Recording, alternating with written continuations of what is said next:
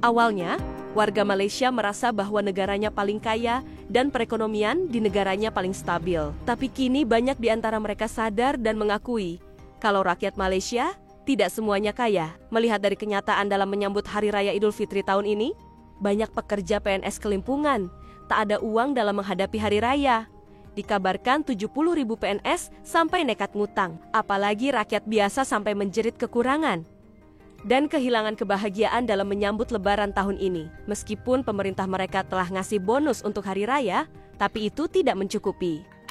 Langsung saja simak informasi selengkapnya berikut ini. Beban kos sara hidup yang semakin meningkat memaksa lebih ramai penjawat awam berpendapatan rendah dan sederhana mengambil pinjaman peribadi untuk menyambut Aidilfitri. Menurut Presiden Angkatan Koperasi Kebangsaan Malaysia Berhad, Angkasa Datuk Seri Abdul Fattah Abdullah, sejumlah 70,000 penjawat awam telah membuat pinjaman baharu menjelang perayaan tahun ini, meningkat 10% berbanding bulan biasa.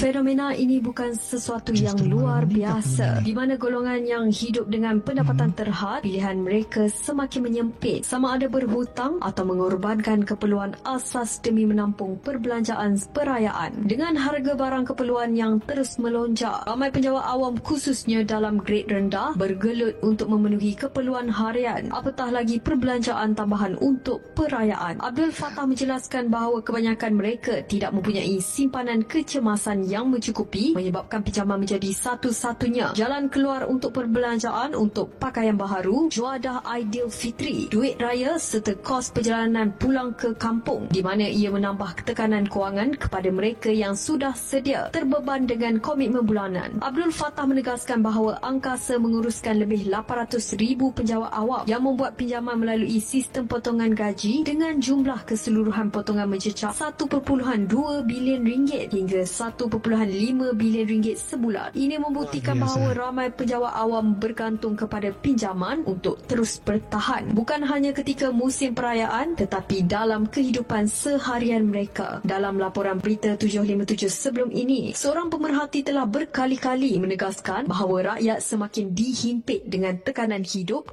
kerana kenaikan kos yang mendadak dan ia tidak seiring dengan peningkatan pendapatan mereka. Menurut pemerhati, keadaan dilihat semakin buruk dengan adanya menteri-menteri yang mengeluarkan kenyataan merepek dan tidak masuk akal berkaitan kadar kemiskinan di negara ini. Mengulas lanjut, pemerhati sebelum ini turut mengkritik Menteri Ekonomi Rafizi Ramli yang didakwa tidak turun padang dan gagal melihat realiti kemiskinan yang dihadapi rakyat. Dengan data yang dikeluarkan Angkasa ini, ia jelas membuktikan dakwaan Rafizi hanya satu penipuan semata-mata, di mana masih ramai rakyat yang terpaksa membuat pinjaman peribadi bagi menampung kos hidup menjelang musim perayaan. Ini sekaligus membuktikan kenyataan Rafizi bahawa Melaka, Perlis, wilayah Persekutuan Putrajaya dan Negeri Sembilan mencapai status sifar miskin tegar hanyalah satu pembohongan besar. Kenyataan Perdana Menteri Datuk Seri Anwar Ibrahim yang mendakwa harga barangan semakin murah di bawah pemerintahannya semakin sukar dipercayai.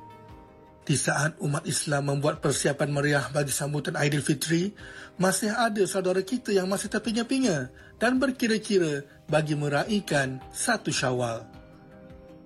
Situasi itu semakin menghimpit bagi keluarga yang dikunakan zurat yang ramai dan mereka langsung tidak memikirkan kemeriahan Hari Raya. Persiapan raya jangan cakaplah, memang ya Allah, sebablah saya berserah pada Allah. Kalau ada saya persiapan buat Allah nak bagi, saya terima. Cuma kita reda je. Ada rezeki, Alhamdulillah. Tak ada, tak. Tahun ni lebih, orang kata apa, lebih meningkatlah dia punya kewangan tu kan. Macam beras. Dulu beras harga RM13, sekarang sampai 20 lebih. Kami mengharapkan itulah. Kalau tak ada beras, memang susah gila. Kita ibarat biar kita tak makan, anak-anak makan. Budak dia, ibu nasi-nasi. Macam tu. Saya berserah je. Hanya kalau macam ni, ada Alhamdulillah, tak ada tak. Nak mengharapkan kita beli memang tak mampu. Sebab kita anak ramai kan. Berapa orang anak? Kalau termasuk yang meninggal, 2 orang, gugur 1, yang masih hidup 6. 6 orang maksud. Ya. Jadi tahun ni memang mengharapkan bantuan lah untuk Hari Raya. Betul. Kalau ada rezeki siapa-siapa Allah bagi, Alhamdulillah. Macam saya selalu pergi dekat tempat gelandangan coket tu, kadang ada orang bagi sedekah duit raya budak ke, baju ke, Alhamdulillah. Tak ada, kita tak reda je. Jadi memang korang kata hari raya ni kurang meriah lah tahun Betul. ni. Ada insya-Allah untuk tahun ni, cuma kita nak kena berusaha. Kalau nak mengharapkan orang dah bagi kita, memang tak boleh. Beban yang dipikul Puan Suryani turut dirasai Muhammad Rasul yang tidak berkemampuan membuat persiapan hari raya kali ini. Walau hidup sebatang kara, peningkatan kos sara hidup menjadikan beliau tidak berhasrat untuk menyambut meriah Aidilfitri pada tahun ini. Orang tiada mah. Tak ada orang. Barang mahal. Oh, tapi memang tak ada pergi macam jalan-jalan cari buat persiapan hari raya, beli baju ke apa, tak ada. Itulah tiada duit mah. Tak cukup duit, tak cukup bajet. Kalau tahun lepas macam mana? Ada buat persiapan ke memang sama juga? Kalau tahun lepas memang ada. Aku dapat 2 jubah. Tapi tahun ni macam susah sikit lah buat persiapan hari raya. Tahun ni memang banyak keluar. Kesuraman Aidilfitri kali ini terus dirasakan warga kota yang terhimpit dengan kenaikan harga barang. Bagi Puan Rohana Cik Omar, kenaikan harga barang pada tahun ini adalah sesuatu yang nyata dan tidak dapat disangkal berbanding tahun-tahun sebelumnya. Persiapan raya tahun ni memang down lah. Memang sampai sekarang ni pun masih belum beli apa-apa lagi baju raya sebab kos saraan hidup ni memang tinggi kan. Tambah-tambah dekat Kuala Lumpur. Saya menatap di sini jadi rasa macam beban lah, memang ada kesan sikit lah. Tahun ni memang lagi lebih teruk daripada yang tahun lepas lah.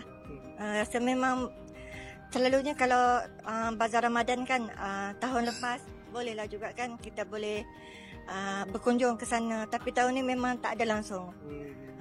Masak mana yang ada je lah. Sebab harga memang terlalu mahal ke? Harga tu memang boleh dikatakan boleh dikatakan tinggi jugalah. Dengan kita yang golongan yang macam ni kan, tambah lagi kita golongan B40 ni, memang rasa terkesan sangat-sangat. Mata Fancy Feriani Mansur mendakwa, meski terbeban dengan kenaikan harga barang, hajat anak-anak meraihkan Aidilfitri akan cuba ditunaikan. Terasa lah sikit juga. Barang sekarang harga mahal kan, naik semua kan. Terasa lah juga. Tapi sebab ramai yang bagi bantuan tu, ringan lah sikit. Nak tak nak terpaksa jugalah beli.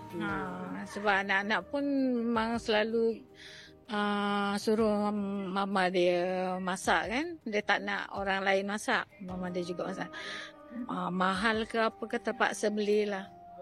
Kita usahakan untuk persiapan raya lah masak.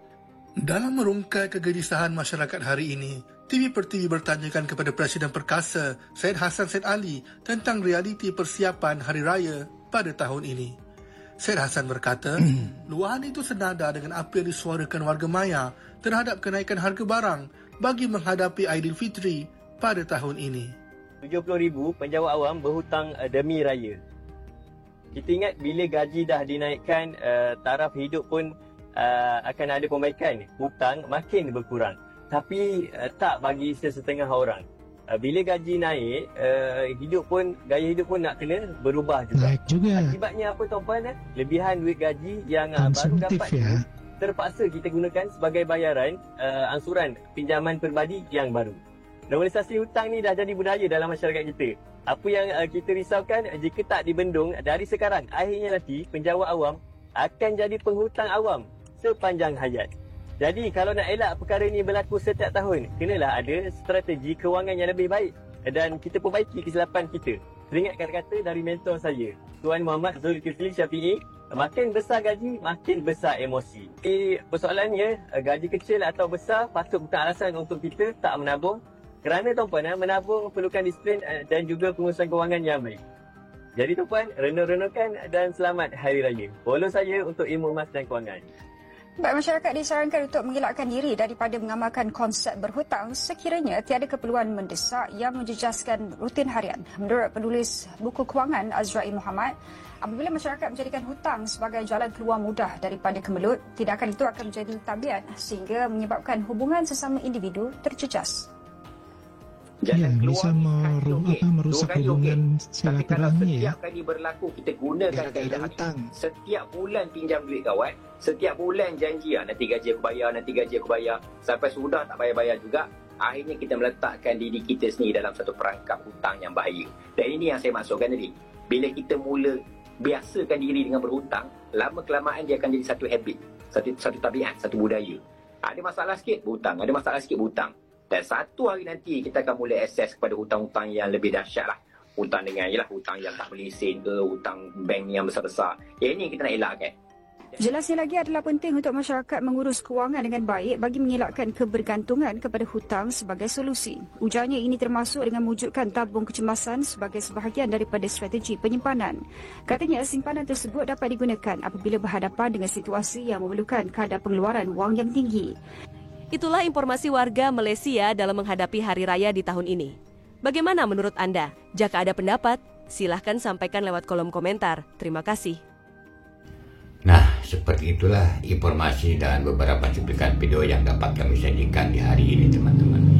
Mari kita bayangkan, rakyat Malaysia itu cuma 32 juta, teman-teman. Tapi masih ada dan masih banyak yang kekurangan begitu, teman-teman. Apalagi kalau penduduknya 280 juta seperti Indonesia. Sudah kebayang betapa banyaknya yang kekurangan. Tapi untuk Indonesia, alhamdulillah, di Hari Raya tahun ini semua rakyatnya makmur-makmur saja begitu, teman-teman. Nah, bagaimana pendapat kalian semua tentang video ini? Jika punya pendapat, silahkan sampaikan lewat kolom komentar. Untuk kali ini dicukupkan sampai di sini dulu. Sampai jumpa lagi di video yang akan datang.